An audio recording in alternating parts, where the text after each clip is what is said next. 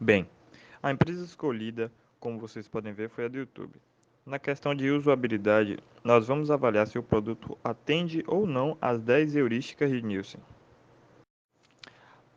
A primeira heurística que nós vamos tratar é a da visibilidade do estado do sistema. No geral, o ser humano é muito dependente da visão. Ainda assim, quando estamos em um ambiente físico, temos outros sentidos que nos informam o que está acontecendo. Quando falamos de um sistema, software ou interface, essa história muda um pouco. A dependência da visão é ainda maior e, por conta disso, é essencial que a interface forneça ao usuário o status em relação à sua posição dentro do sistema. Ou seja, informar o usuário sobre qual ambiente ele estava, em qual ele está e para quais outros ambientes ele poderá se dirigir a partir da sua localização. Um exemplo disso é quando estamos assistindo uma playlist no YouTube e temos ao lado direito um indicador de qual vídeo estamos assistindo, quais os vídeos anteriores e quais os seguintes. Bem, como no exemplo da imagem, na parte grifada de vermelho, o sistema mostra ao usuário, localiza o usuário de qual vídeo ele está assistindo e quais os vídeos posteriores ele irá assistir na playlist. Bem, na segunda heurística, nós vamos tratar da compatibilidade entre o sistema e o mundo real. Um sistema precisa falar a mesma linguagem do usuário, ou seja, a linguagem que ele utiliza no dia a dia. Outro aspecto da compatibilidade entre o sistema e o mundo real são os símbolos utilizados dentro de uma interface. Parece algo sem muita importância, mas escolher corretamente quais ícones serão utilizados para localizar uma interface pode facilitar ou prejudicar a compreensão das informações. Como temos no YouTube a presença do sininho no canto superior direito, para remeter a notificação e também uma lupa que apresenta a pesquisa entre outros símbolos como mostra na imagem.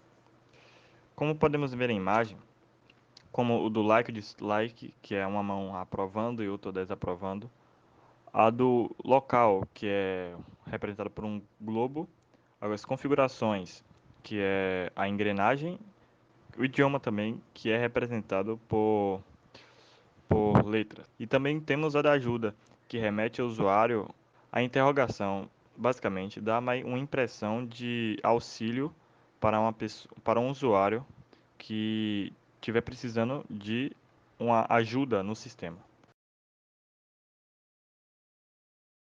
Bem, a terceira heurística que nós vamos tratar é a do controle e liberdade para o usuário.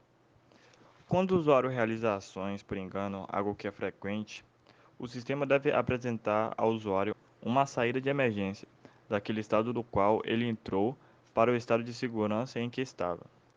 Em outras palavras, dê ao usuário o Ctrl Z, pois essa possibilidade de reverter ações remove a insegurança do usuário ao utilizar o aplicativo, site e entre outras plataformas e aplicativos.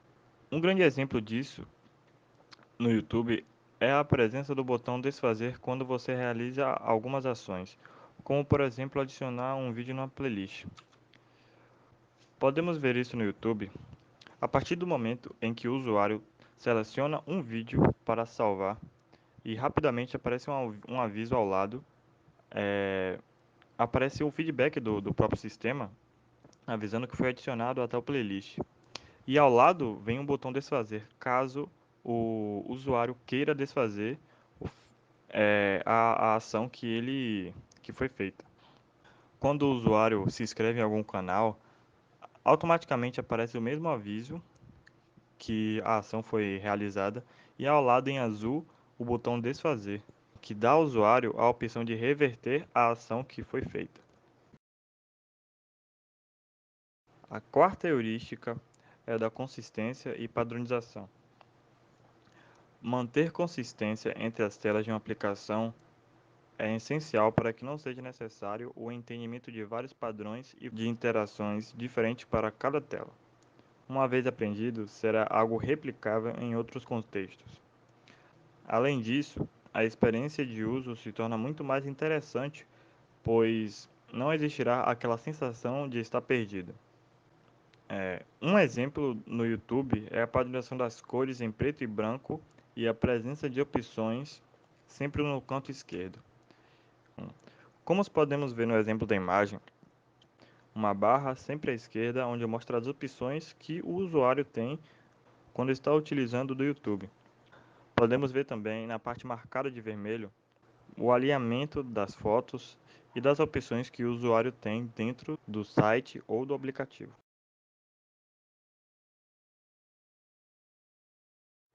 Bem, a quinta heurística é a da prevenção de erros. A prevenção de erros, como o nome já diz, é basicamente fazer com que o usuário não cometa os erros, prevenindo assim de acontecer como no exemplo, em que nessa situação o usuário tenta cancelar sua publicação e o sistema, antes de realizar a função, questiona se realmente é o que o usuário deseja. Como visto no exemplo da imagem, quando um usuário deseja cancelar alguma publicação, ou caso o usuário aperte sem querer na, no botão de cancelar a publicação, o YouTube notifica o usuário da ação que ele está cometendo e notifica do risco que ele poderá sofrer se caso ele avançar. E aí ele mostra, como na imagem, né? Ele mostra os dois lá, os dois botões de fechar, que é cancelar essa operação, e tem a outro botão que é cancelar a publicação, que ele vai dar continuidade ao processo que o usuário deseja.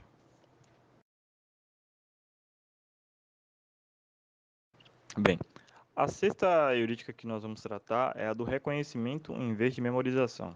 Um dos reconhecimentos mais comuns no YouTube é a do rodapé de controle de vídeo, onde tem diversas funções, sendo elas a mais comum a do botão do play, onde pausa e retoma o vídeo, e entre outras também outras ações, como pular o vídeo, como aumentar o volume do vídeo, como deixar o vídeo em tela cheia, como pode ser visto no exemplo da imagem.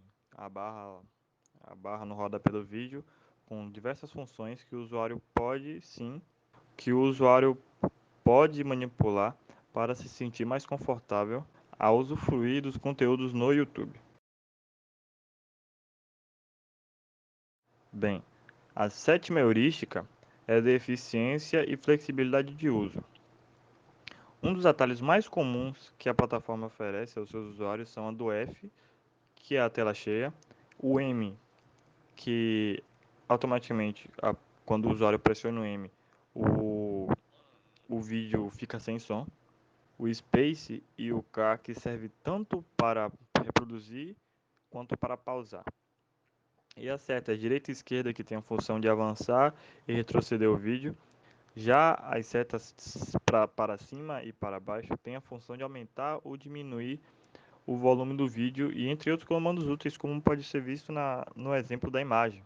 Outra tecla também que é muito utilizada é o ESC para sair do tela cheia e o Ctrl seta esquerda é para voltar 10 segundos o vídeo e o Ctrl mais a seta da direita serve para avançar 10 segundos de vídeo.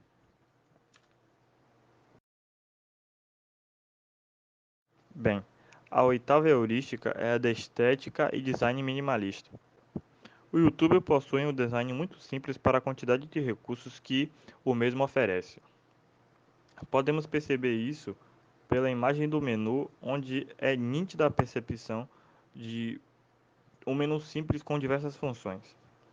Como podemos ver no exemplo da imagem, diversas funções de uma forma simples para que não polua a visão do usuário e ele se sinta confortável ao utilizar da plataforma do aplicativo.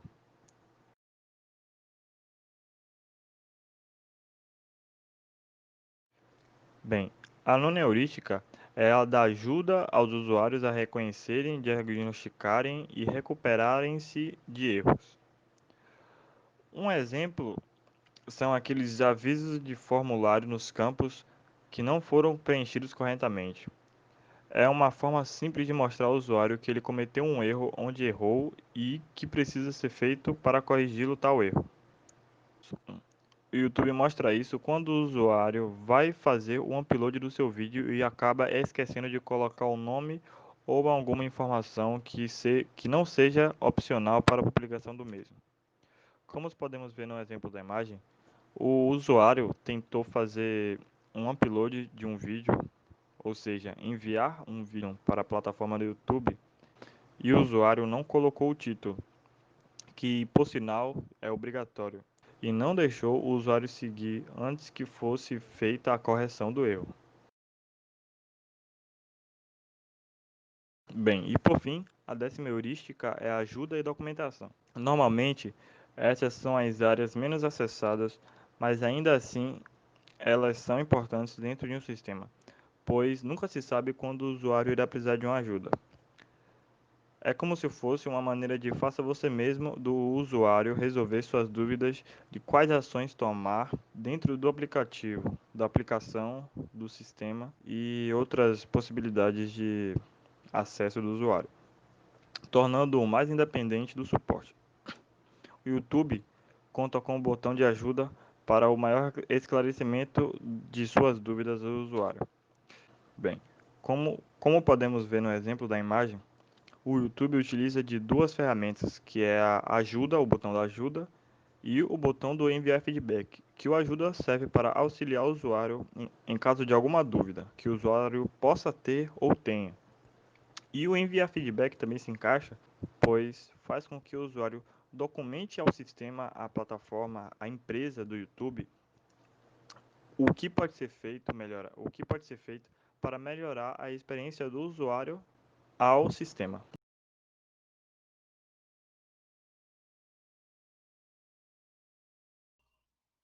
Bem, agora nós vamos explicar a experiência do usuário. Primeiramente, vamos falar o que ela é. Bom, a experiência do usuário tem como objetivo demonstrar o sentimento do utilizador ao experimentar e usar de tal aplicativo, site, blog ou alguma plataforma de streaming. É extremamente importante buscar melhorar a relação do consumidor e do seu bem-estar com o produto, pois é isso que vai fazer com que o cliente se sinta bem, agradável e sempre disposto a buscá-lo novamente.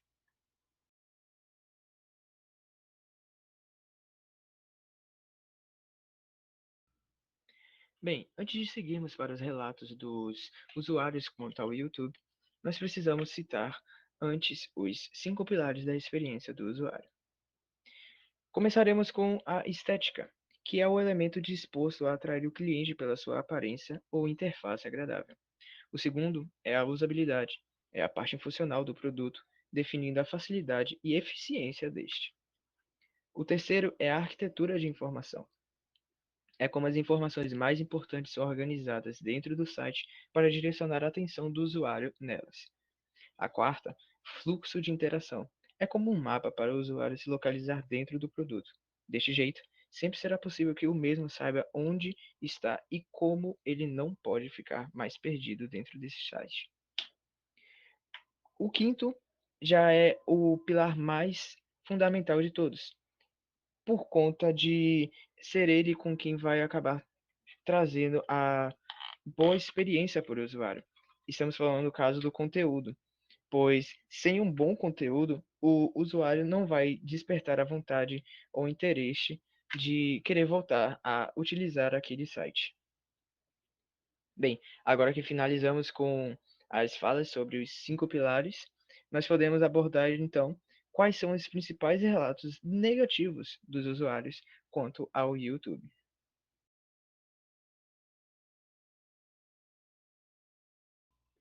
Bem, então vamos agora falar sobre quais os principais relatos negativos dos usuários quanto ao YouTube. A questão é que vamos falar somente sobre os pontos negativos, porque o YouTube vem recebendo diversas reclamações durante anos e o YouTube não vem feito nenhum tipo de movimento para com que solucionasse esses problemas. E o principal problema, e provavelmente o maior deles, é por conta da grande quantidade de propagandas. Por que a grande quantidade de propagandas? Bem, o YouTube começou a adotar essa versão paga, a versão premium, e com isso eles tiveram que fazer com que as pessoas não pagantes tivessem que, digamos assim, sofrer um pouco mais. Então, alguns deles têm que aguentar até mesmo 17 propagandas em um único vídeo, assim sendo induzidas a fazer a assinatura e pararem de se irritarem, digamos assim, com essa grande quantidade de propagandas. A questão é que, por exemplo, no Reclame Aqui, a maior parte das reclamações é sim por conta das propagandas. E essas propagandas podendo ser até mesmo enganosas ou inadequadas. Na Play Store, a classificação do YouTube é de 4.1 por conta da grande quantidade de reclamações das excessivas quantias de propagandas que a plataforma vem adotando. E muitos desses não vão acabar fazendo a assinatura e vão ter que se irritar ou ter que aguentar essa grande quantidade de propagandas. Bem, o segundo problema a ser adotado aqui vai ser pelas questões da copyright. O que seria copyright? Bem, muitas empresas grandes acabam colocando as suas influências no YouTube, como séries, filmes e principalmente músicas. E alguns criadores de conteúdo acabam tentando utilizar eh, alguns refrões ou simples partes dessas obras. Contudo, essas empresas, pelo menos no YouTube, vêm adotando de uma forma muito abusiva essas questões do copyright. Porque, por exemplo, vídeos que utilizariam apenas 3 segundos de um simples vídeo ou música de uma certa empresa acabam recebendo este copyright. E o que o copyright faz de tão ruim? Bem, ele retira todo o lucro que o autor do vídeo acabaria recebendo. Então, todo o lucro que ele iria receber acaba passando para o detentor da obra. Bem, um exemplo desses foi também o caso do YouTube estar com o sistema, de uma certa forma, falha. Um certo YouTuber, um criador de conteúdo, foi utilizar uma música de um jogo que está disponível no YouTube para todos utilizarem. Contudo, o sistema do YouTube acabou identificando essa música sendo feita por outro autor. Com isso, o vídeo da pessoa acabou tomando o copyright e todo o conteúdo, todo o projeto da pessoa que o vídeo tinha em torno de 1 hora e meia acabou perdendo todo o lucro e até mesmo todo o progresso daquele vídeo. Então, também podemos falar que o YouTube vem adotando um sistema muito falho e que precisa de imediato um conserto nessa área. Bem, o principal problema que a copyright acaba gerando na comunidade é que, por exemplo, muitos animadores acabam sendo prejudicados com isso por conta dos seus efeitos sonoros, ou músicas, ou o que quer que eles coloquem nos seus vídeos. E isso acaba estragando projetos ou trabalhos de meses, animações que levaram meses para serem feitos e que no final, por conta de um simples segundo, que é alguma música de alguma empresa, eles acabam perdendo todo o seu progresso naquele vídeo. Com isso, muitos dos YouTubers acabaram adotando outro estilo de vídeo. Alguns deixaram de fazer animações, principalmente no Brasil, e acabaram adotando medidas com que sempre acabassem aparecendo no em alta. Assim, a comunidade do YouTube, principalmente na parte brasileira, acabam sempre criando vídeos como clickbaits, ah, vídeos que não têm nenhum tipo de criatividade, apenas com o intuito de ganhar um lucro por conta do sistema do YouTube que acaba recomendando vídeos que têm certo estilo que agradem a plataforma. Então, muitos dos esforços que são feitos por pequenos YouTubers ou até mesmo grandes animadores nunca acabam aparecendo em alta por conta do sistema que vem de novo errando no YouTube, colocando apenas alguns tipos de vídeos no em alta. E isso já é um problema que acontece há anos e vem prejudicando diversos canais, pequenos e grandes do YouTube. Alguns perdendo diversas quantias de pessoas que assistem eles por conta de não serem vídeos com que o YouTube goste, digamos assim.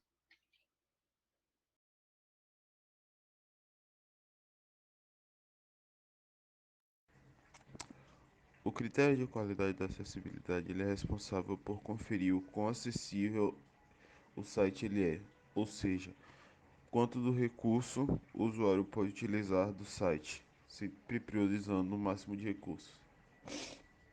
A acessibilidade na internet ele é regido por duas regras, a WCAG e a IMAG.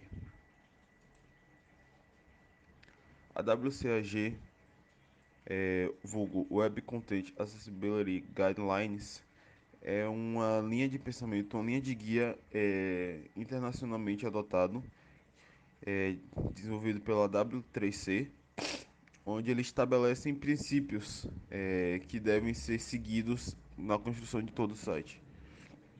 São quatro princípios é, que devem atuar em conjunto para que você tenha um site totalmente funcional e com a maior acessibilidade possível. O primeiro princípio é o princípio da percepção. Nesse princípio conta que toda a informação e os componentes da interface do usuário têm que ser apresentados ao usuário de forma que eles possam perceber. Basicamente, todos os elementos que o usuário pode interagir têm que estar perceptíveis para você ter uma maior acessibilidade no site barra aplicação. O segundo princípio é o princípio da operação. Os componentes da interface do usuário e na navegação têm que ser operáveis. Assim como perceptíveis, os componentes devem ser operáveis para que o usuário consiga interagir com o site. O terceiro princípio é o princípio da compreensão. A informação e a operação da interface do usuário têm que ser compreensíveis. Além de serem perceptíveis e operáveis, o usuário ele deve perceber o que ele está fazendo, compreender o que cada elemento da interface é responsável por. E o último princípio, o princípio da robustez, o conteúdo ele tem que ser robusto o suficiente para poder ser interpretado de forma concisa por diversos agentes do usuário, incluindo recursos de tecnologia assistiva. Esse princípio ele delimita que o seu site ele deve ser, entre aspas, amigável para vários tipos de usuário, não somente aqueles mais experientes, mas como aqueles mais leigos também. Bom, a WCAG opera no YouTube de diferentes formas, então trouxemos alguns exemplos. Falaremos primeiro da percepção e operação. Esses dois princípios, eles trabalham muito em conjunto no YouTube. E aqui eu trouxe como exemplo, na tela de vídeo, alguns ícones onde nós conseguimos observar esses dois princípios. Ao reproduzir um vídeo e ao observar a tela de reprodução do vídeo, nós podemos perceber alguns dos ícones, como o ícone de pausar e reproduzir, o ícone de aumentar ou diminuir o volume, a barra de progresso do vídeo, o ícone de tela cheia e várias outras informações que são bem perceptíveis na plataforma. Elas têm um maior destaque sem poluir a tela, respectivamente.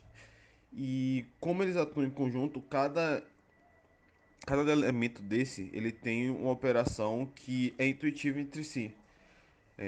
O próprio ícone do, por exemplo, pausar e reproduzir, ele é intuitivo e não precisa de muitas descrições sobre sua operação. Entretanto, se você passar o indicador por cima, o mouse indicador por cima, ele apresenta uma breve descrição do que cada elemento daquele faz. É,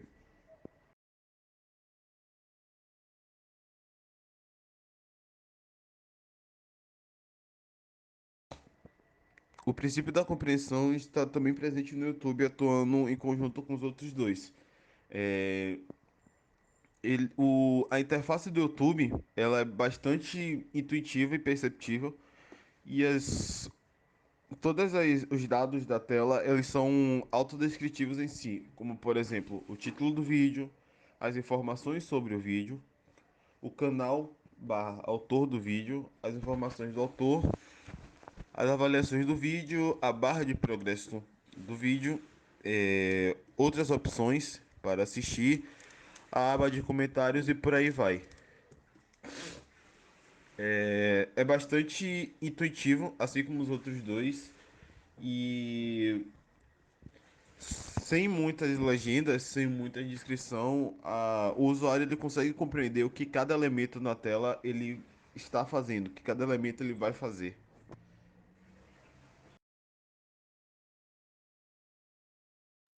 O princípio da robustez ele acaba estando presente no YouTube, sendo uma espécie de consequência da junção dos outros três princípios. O YouTube ele é bastante intuitivo, devido aos três princípios que nós falamos anteriormente, o que acarreta em uma pessoa leiga no YouTube, ele consegue acessar o YouTube e consegue se virar, entre aspas, no YouTube, sabendo que cada função faz sem muita explicação. E ao mesmo tempo que ele fornece essa facilidade, essa simplicidade na interface para o usuário iniciante ou usuário leigo, ele também fornece uma alta dinamicidade para os usuários experientes, uma vez que cada atalho ele é autodescritivo e ele facilita muito na dinâmica de pesquisa de vídeo, na dinâmica de execução de vídeo do usuário. A EMEG é uma sigla que representa o modelo de acessibilidade do governo eletrônico. A EMEG ela é responsável pela inclusão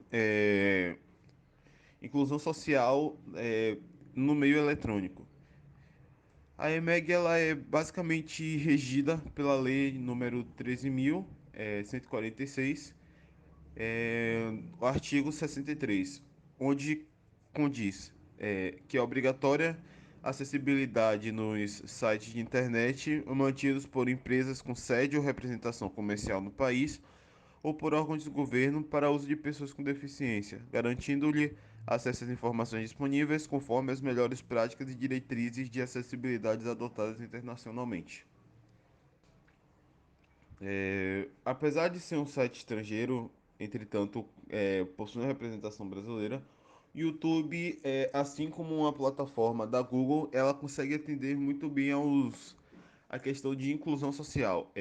Além de ter todas as ferramentas que uma plataforma um aplicativo da Google conseguiria com ativação de voz ou recursos que não necessariamente necessita de certos sentidos do usuário. Vale destacar dois dos exemplos que mais estão presentes. O primeiro exemplo é o exemplo da legenda. O YouTube ele consta com um sistema de legenda que pode ser gerado automaticamente ou gerada por outro usuário e avaliada pelos próprios consumidores do vídeo, onde consta na inserção de legendas no vídeo para compreensão para pessoas que possuem deficiência auditiva ou pessoas que não conseguem ouvir no momento ou não conseguem compreender a fala no momento. É bastante intuitivo também, pode ser acessado através da configuração. Você pode acessar a linguagem da legenda, sempre possuindo a linguagem padrão para o seu país, que pode ser gerado automaticamente. O segundo exemplo ele não é tão nítido quanto o primeiro, entretanto, acaba por ajudar também pessoas que possuem deficiência, que é o sistema de controle da velocidade de reprodução. O YouTube ele possui esse sistema de controle de velocidade de reprodução do vídeo, onde o usuário ele consegue controlar se ele vai reproduzir um vídeo mais rápido ou mais lento. Ele consegue controlar a velocidade de reprodução. É, Essa velocidade de reprodução ele acaba por ajudar muitos deficientes cujo possuem deficiência, é, algum tipo de deficiência retardatária e não se sentem muito à vontade vendo o vídeo de forma muito acelerada, entre aspas, que seria o normal, e necessitam de reduzir o vídeo, a velocidade do vídeo para poder compreender ou compreender de forma mais confortável.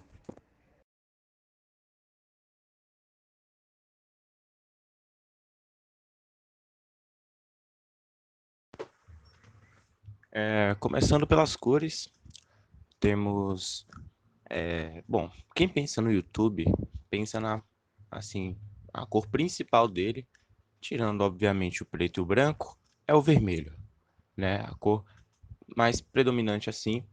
Temos aqui alguns exemplos da logo dele branca e vermelho. Temos também a logo dele, como era antigamente, né? Com o tube assim como fosse uma caixinha. Enfim, acredito que a cor demonstre o que realmente ele quer passar, né? Então, tipo, se fosse resumir em 3 palavras, seria emoção, coragem e extroversão para o uso dessa cor. Principalmente porque você está ali produzindo vídeos e tudo mais. Tem gente que realmente se sente um pouco mais extrovertida, né? Pessoas tímidas conseguem passar um pouco do que elas sentem, do que conseguem passar um conteúdo bacana. Então, tipo, acho que realmente passa muito essa cor. Temos também alguns exemplos ali de como ela era o YouTube embaixo da foto ali dessa logo de 2012 até 2017 ficou essa logo. Depois de 2017 mudou para essa aqui, a foto, né? Do YouTube assim, com uma caixinha com um triângulozinho. Enfim. E temos ali também exemplos do YouTube como esse print de 2017. Bom, na verdade, esse print é de 2014, essa foto aí embaixo da logo, mostra muito como era o layout na época. Você vê que tem uma coloração mais cinza até. O uso do preto também para destacar alguns ícones e a barra de ações ali embaixo. E que os vídeos eram um pouquinho menores, né? Distribuição dos vídeos. Abaixo dele temos, assim, aí sim o print de 2017, de como tava mais. Eles descartaram aquele preto. Continua um pouco cinza o fundo, né? E o, a distribuição diferente dos vídeos. Logo após, temos aqui um print mais atual. De um tempo para cá, eles colocaram também o tema preto, né? Que eu acredito que seja muito bom para pessoas que usam o aplicativo, o, o site do YouTube, tanto no celular quanto no, na web, né, no PC. Dessa maneira, tipo, que você fique mais confortável de usar, porque se você está usando ali em um lugar com pouca iluminação e tal, se você tem algo muito branco na tela, assim, pode acabar incomodando. Inclusive, tem muitas pessoas que têm problemas, assim, com sensibilidade com a luz, né, tudo mais, e podem acabar desenvolvendo alguns problemas nos olhos e essas coisas. Temos também um print no celular ali, um exemplo. E ali, ó, um exemplo muito claro desse uso das cores. Você vê ali no em alta, eles colocaram em vermelho, né? Sim, essa coisa de alegria e tudo mais, coisas que estão, né, muito, muito famosas ali dentro do site. E temos também um exemplo nos consoles, né? No PlayStation 4, Xbox, Nintendo Switch, essas coisas. E uma curiosidade é que o YouTube não tem uma versão dele branca em si, né? E tanto que a logo lá é diferente, é cinza, né? Um cinza escuro e tal. E só tem a versão escura nos consoles. É bem interessante isso. Me faz questionar assim se eles fizeram isso pensando no uso, né? Quando você usa numa TV e tal, se você não quer ter aquela iluminação toda na externa, você usa num lugar mais fechado, um pouco mais escuro quando você vai utilizar. Então é bem interessante isso. Bom, partindo para a parte de fontes, a fonte que o YouTube usa é Alternate Gothic, né? E ela é uma fonte que ela não foi feita da empresa, né? A empresa não criou a fonte para usar no site. É uma fonte criada por esse cara, que é o Maurice Foley Benton, e ele foi designer de fontes dos Estados Unidos, né, na época de 1900 a 1937, então ele tinha realmente muita propriedade em criar as fontes assim. E é a fonte usada no YouTube. Bom, quesito affordance, temos alguns exemplos, os 4 mais presentes no YouTube eu vou falar, que é o explícito, o convencional, a affordance oculta e a metafórica. O explícito, né? É quando tornamos um elemento óbvio e claro, né? Quando você olha para aquilo e entende qual é a função daquilo. É bem, bem destacado. O exemplo mais claro disso é o botão inscreva-se, né? Mas temos também a parte ali de fazer login, que fica na parte superior direita do site, caso você não tenha logado na sua conta e tudo mais, tem ali a opção de você fazer login. E também a opção de pular anúncio, entre outras coisas, mas assim, as mais destacadas no site. Temos então o convencional, que são mais para a galera que já usa esse ambiente de internet, entende algumas funções, algumas coisas, que se tipo, você fizer, você vai entender o que aquilo faz, né? Um exemplo claro disso é a logo, quando você clica na logo, tanto, sei lá, quando você está no YouTube ou quando você está no Twitter, por exemplo, você clica ali na logo e você é redirecionado para o início da página. Ou então, quando você passa assim, o cursor em cima, por exemplo, ali no menu início, né? Aquela parte de menus ali. Temos o início, quando você bota o cursor em cima, ele fica um pouco mais claro, simbolizando que você pode clicar ali que você vai para algum lugar na página. Nesse caso, para o início também, né? Temos então a oculta, é uma affordancy que só fica aparente quando uma certa condição é completada. Então, por exemplo, você tem ali o vídeo, né, do YouTube normal ali aparecendo para você. Botei esse aqui como exemplo. E quando você bota o mouse, assim, passa por cima, ele mostra 2 novas funções, né, coisas que estavam ocultas, né? E quando você bota ainda mais o mouse em cima, ele tem, né, a descrição daquilo, no caso o reloginho de assistir mais tarde, e embaixo de adicionar a fila, né, para se você quiser ver depois e tudo mais. E temos, por fim, a metafórica, né, uma affordancy que usa objetos do mundo real como metáforas para auxiliar no entendimento da interface, né? Temos ali o em alta uma chama, o início, né, uma casinha para você ir para o home, né, da página. Temos ali mais em cima a listinha, né, algo listado para exemplificar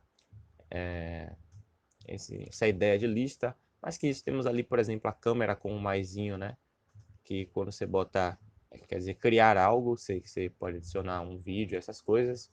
Do lado dela ali, os quadradinhos, simbolizando muito o lance de aplicativos, né? Embaixo tem um sininho como notificação, como se fosse notificar, então um sininho e etc. Temos então, por fim, as mensagens, né? As coisas que o YouTube assim passa para o usuário, mensagem que ele passa para o usuário, mais comum, provavelmente todo mundo sabe, ali no Gmail, por exemplo, quando ele te notifica de que algum canal postou vídeo e tudo mais, né? Temos esse exemplo de notificação. Temos também quando você está ali no Google e alguém está ao vivo, ou alguém posta um vídeo, pode aparecer ali no seu canto direito, essa notificação também do YouTube.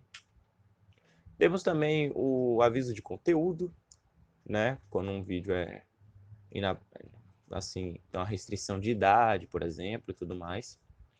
E temos por fim aí um exemplo aqui no mobile, né? As notificações no celular, mostrando quando alguém publica vídeo. Esses são os mais comuns, né? E você provavelmente mais vai se deparar quando utilizar o YouTube. E até quando não estiver utilizando, né? Já que ele te notifica também, passando essas mensagens aí para o usuário.